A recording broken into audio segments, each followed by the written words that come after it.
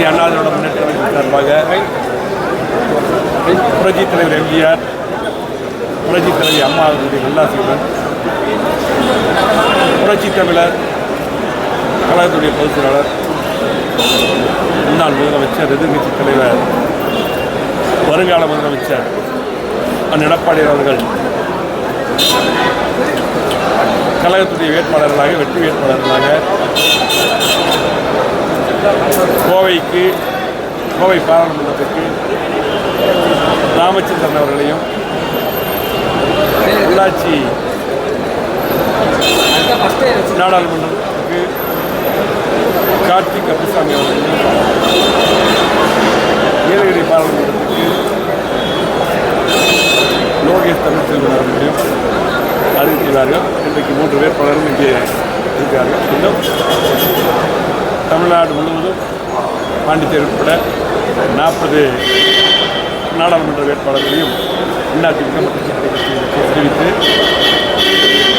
ஒரு இடைத்தேர்தலிலே, சட்டமன்ற இடைத்தேர்தலில் வந்ததிலே அதற்கு அதிமுக சார்பாக வேட்பாளரை அறிவித்து இன்றைக்கு அதிமுக தலைமையிலே அண்ணன் எடப்பாடியார் தலைமையிலே வெற்றி கூட்டணி அமைத்து தமிழ்நாட்டிலே மட்டுமல்ல, இந்தியாவில் மட்டுமல்ல, உலகத்திலே 7வது கட்சியாக, இந்தியாவில் பெரிய கட்சியாக, 2 கோடி உறுப்பினர் கொண்ட கட்சியாக அதிமுக இன்றைக்கு எடப்பாடி தலைமையிலே வெற்றி வேட்பாளராக பொதுச்செயலாளர் அறிவித்துள்ளார்கள். கண்டிப்பாக வெற்றி உறுதி. ஏனென்றால் இன்றைக்கு களத்தில் இருக்கக்கூடிய எங்களுடைய வெற்றி வேட்பாளர்கள் இன்றைக்கு சிறப்பான முறையில் செயல்படுவர்கள் மட்டுமல்ல, படித்தவர்கள் மட்டுமல்ல, இந்த கழகம் முன்விழா கண்ட கழகம் 31 ஆண்டுகள் இன்றைக்கு ஆளுகின்ற கட்சியாக இருந்து எம்ஜிஆர், அம்மா, எடப்பாடி என்று பல்வேறு திட்டங்களை இருந்து குறிப்பாக இந்த 3 வேட்பாளர்கள் கோவை, அதே போல் நீலகிரி, திருப்பூர், இதெல்லாம் வரும். இந்த 3 பாராளுமன்ற தேர்தலில் குறிப்பாக இந்த பகுதிக்கு மிகப்பெரிய வளர்ச்சி, குறிப்பாக அம்மா அவர்களும் எடப்பாடி அவர்களும் பல்வேறு திட்டங்களை 50 ஆண்டுகள் இல்லாத வளர்ச்சியை கொடுத்து இன்றைக்கு அத்திக்கடை ஓடாத திட்டம், அதே போல் ஸ்மார்ட் சிட்டி, கூட்டுறவு திட்டங்கள், பாலங்கள், சாலைகள், அதிகமான கல்லூரிகள் என்று சொல்லிகிட்டே போனோம். மிகப்பெரிய வளர்ச்சியை இன்றைக்கு அதிமுக கொடுத்துள்ளது. எடப்பாடியார் கொடுத்துள்ளார். முதலமைச்சராக இருக்கும் பொழுது இந்த 3 ஆண்டுகளாக திமுக அரசு எந்த திட்டமும் இங்கே கொண்டு வரவில்லை. ஆகவே பொதுமக்கள் இன்றைக்கு தெளிவாக இருக்கிறார்கள்.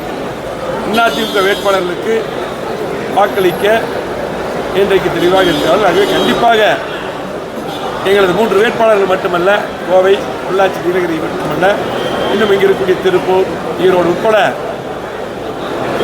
40 நாடாளுமன்ற தொகுதியும் உட்பட வெற்றி பெறுவோம். சட்டமன்ற இடைத்தேர்தல் தொகுதியும் வெற்றி பெறுவோம். கண்டிப்பாக இந்த வெற்றி வருகின்ற சட்டமன்ற தேர்தலில் எதிரொலித்து மீண்டும் முதலமைச்சராக எடப்பாடியார் வருவார்.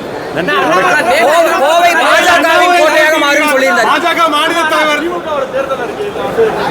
மாநில தலைவர் அண்ணாமலை போட்டியிடுறார் கோவையில். அதாவது இன்றைக்கு மத்தியில் பாரதிய கட்சி ஆட்சி பெற்றது. இன்றைக்கு இங்கே திராவிடம் போயிட்டு இருக்காங்க. இன்றைக்கு கோவை மாவட்டத்திற்கு திட்டங்கள் தந்ததெல்லாம் பார்த்தீங்கன்னா அதிமுக இல்லை. பெட்ரோல் டீசலை விலை பொறுத்தளவுக்கு திமுக பேசக்கூடாது. அவங்க சொன்ன வாக்குறுதிகள் எதுவுமே நிறைவேற்றல. 520 வாக்குறுதிகள் இருந்தாங்க. அதுதான் எங்களுடைய பொதுச்செயலாளர் எடப்பாடி அவர்கள் தெளிவாக சொன்னார் பேட்டியில்.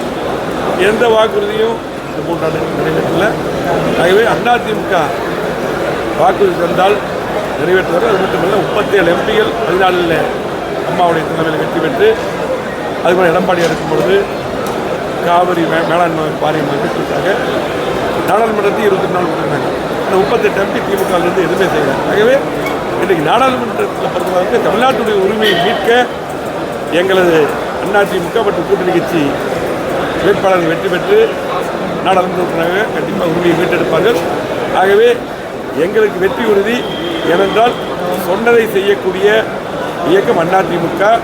அதே போல சொன்னதை செய்யக்கூடிய இன்றைக்கு எங்களுடைய தலைவர், பொதுச் செயலாளர், முன்னாள் முதலமைச்சர், வருங்கால முதலமைச்சர் எடப்பாடி அவர்கள் மக்கள் தெளிவாக இருக்காங்க.